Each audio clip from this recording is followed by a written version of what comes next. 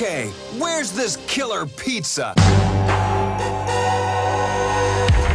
Hello and welcome to this review of the DreamEx Teenage Mutant Ninja Turtles Leonardo.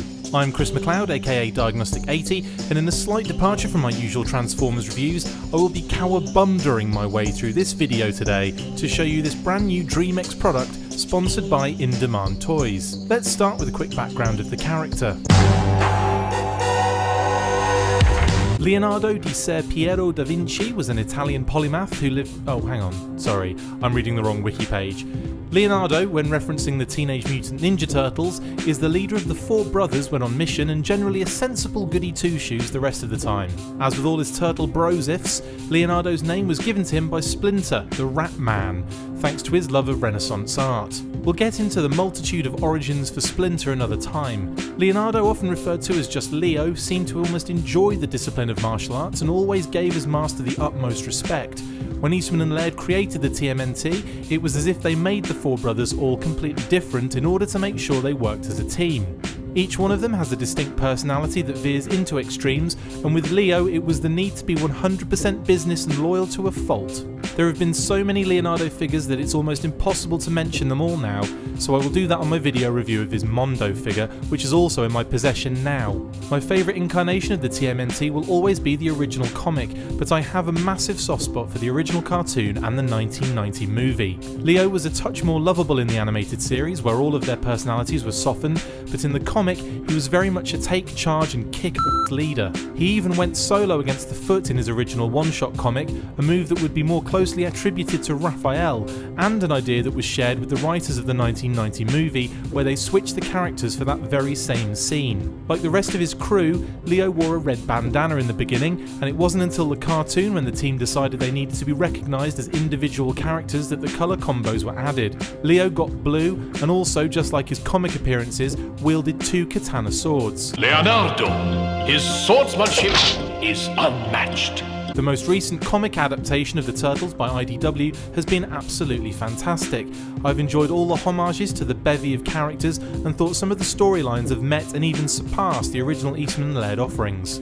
Leonardo has gone through a lot in that comic and even switched sides at one point thanks to some mind control and brainwashing. He looked frigging cool though. Anyway, enough of that, let's move on to this amazing DreamEx product. Now, DreamEx began this awesome series of figures with Casey Jones and the Shredder. I haven't been able to get my hands on them just yet, but the general consensus is they rocked all kinds of epic awsanity. That's awesome and insanity combined, to save time. Shut up. In terms of design, they seem to all take inspiration from a number of iterations of this incredibly huge franchise. For Leo, he strikes me as having design elements from the original TMNT comic, specifically the main head he comes with, the 2003 cartoon and toy line with the build, and the most recent cartoon and toy line from Nickelodeon with the bandages, cross straps and swords/sheaths. Let's get in this box and see what he comes with. The box is rather nice, a cover with the Leo figure image on the front slightly altered to make it all dreamy.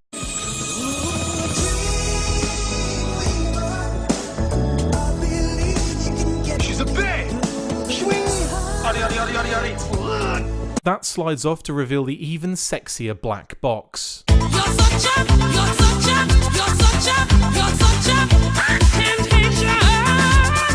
That slides off and we can see Leo in his foamy casing. We have his spare head, really detailed. The eyes give him that 87 cartoon vibe as opposed to the all white eyes on the other head. It has some lovely detailing on the top of the head and some really good paintwork in general. The bandana straps at the back can be positioned any way you want thanks to what I imagine to be subtle fine metal wiring inside the material. You can see the hole where the head attaches to the neck. He also has his communicator, which is cool looking but not easy to open up at all. I was expecting this accessory to be made out of harder plastic, but it's actually very malleable, which is a surprise. The opening is very awkward, and when it does open, it cuts off some of the display on the communicator. That's cute though, and even has an image of April O'Neil on the screen. Once open, it doesn't quite hold in place very well and does feel very loose. A shame really, as I was looking forward to this accessory more than the actual figure. I know, I'm weird. This particular item is an homage to the communicators that they had in the original cartoon. Just to add another layer to the inspiration list, this collectible takes its cues from. He gets 3 small shuriken that you would think would be sharp as broken glass, but in actual fact they are slightly blunted on the edges to prevent some awful hand shredding action. There are also 2 sword sheaths that are wrapped in bandages for that added authentic Japanese aesthetic. And of course we have Leonardo bro. First impression straight out the box, he looks incredible and has a real weight and heft to him. The paintwork and detailing looks superb and the soft goods work really well. The knee and elbow pads are a nice touch mixed in with the bandages. The leather straps and belt with the L-buckle take from a number of iterations to create its very own style. His proportions look great and remind me of the new movie designs in stature. The shell is just gorgeous. Look at those curves on the outer shell rim.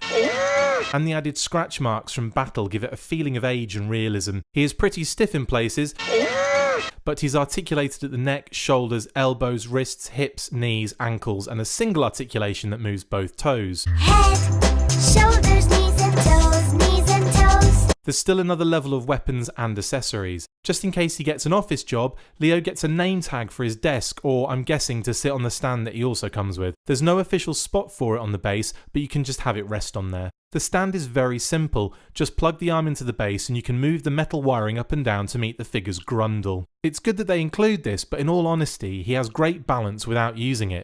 A 3-pack of ninja spiky throwing knife things, or kunai as I think they're called, feel free to call me out on that one.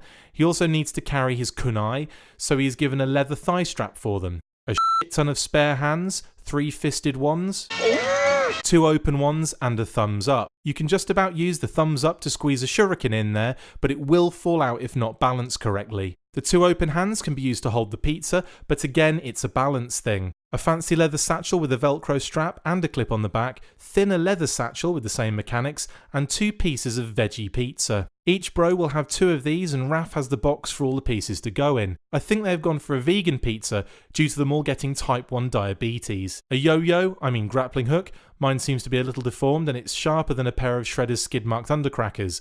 I don't know why they would be sharp, everything else he wears is. It has this sweet shell piece that holds the string much like the aforementioned yo-yo. Like I said, my hook is deformed, and when I try to bend it into the correct shape, it memories back. I'm sure I could hold it in place and eventually it would return, but I can't be bothered to do that. There is a clip on the back of the shell that allows you to hook it onto Leo's belt or straps. I like to put it on his back and then imagine him forgetting it was there as he sat down. Lastly, and certainly not least, we have his famous Japanese katana swords. Although the blades are a little thicker than your standard katana with this design, they are pretty cool, very heavy, and I love the detailing on the handles and handguard. One issue I did have with one of the swords was the handle was loose and would come off when I attempted to remove it from its sheath. It isn't loose enough to just fall off, so it's not too bad an issue, just a little annoyance. There he is with his entire loadout. Let's get a major problem out of the way right now. His hands are so hard to remove. I mean, harder than a rock soldier's Johnson on a 2-week Viagra binge hard. I was struggling for a solid 5 minutes to get just one of them off to show on the video, and in the end decided I never wanted to do that again. Wow, that thing was on there. Ironically, the 2 hands he comes with as a default work for most situations, so it's not that necessary to change them anyway. In terms of articulation, he isn't the most dynamic. I was actually surprised at the lack of range on each limb. The shoulder was so hard to move that it came out of its socket before ratcheting up. Took some real strength to shift them. You may need to get an adult for that. The same can be said for the hips, but overall he looks so badass that the poses you can get him into look stunning. The heads swap out like so, fairly easy to remove and affix, and the new head sits in exactly the same position, obviously. The eyes really give the figure a different feel and he becomes a weird mix of styles, even more so at this point. I absolutely love the original style head with no eyes, so I'll stick with that when he's displayed. In his box, in a plastic storage container, in a barn. I love the brown leather straps and belt he comes with. The leather straps allow for the sheaths to affix to the back and you can really get a tight grip on them with the velcro and the nature of the materials on the sheath and straps. I didn't find a perfect position for these, however. The weight of the swords and even just the sheaths on their own make the straps hang over to the side slightly, but the swords do look cool protruding from the shell. I love all the details of how the straps are fixed to the belt as well, really visually interesting touches.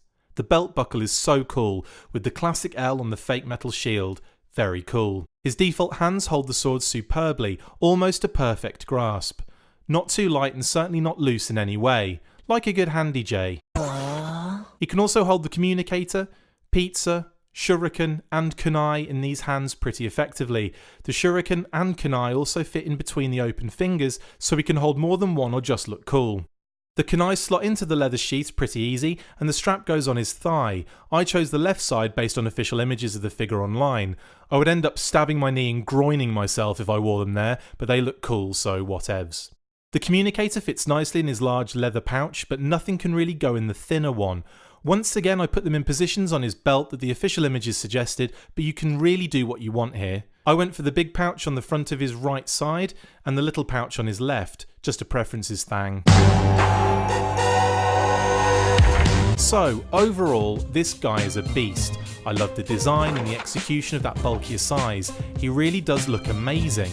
Yes, articulation is disappointing, and you would be hard pressed to comfortably get him in different positions, but he will get there.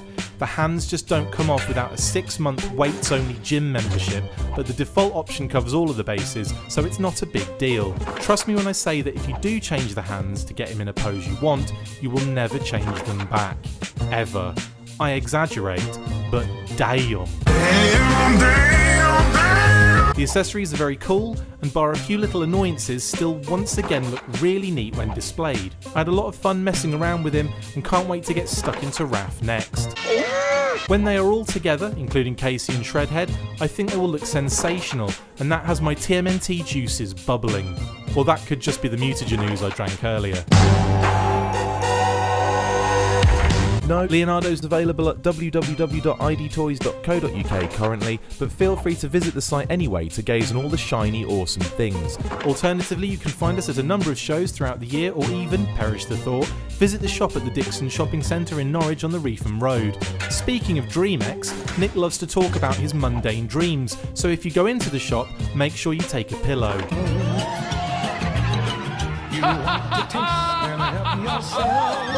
Thanks for watching this review, and be sure to catch me doing this again very soon for many more Toysies. I mean adult collectibles. Yeah, that.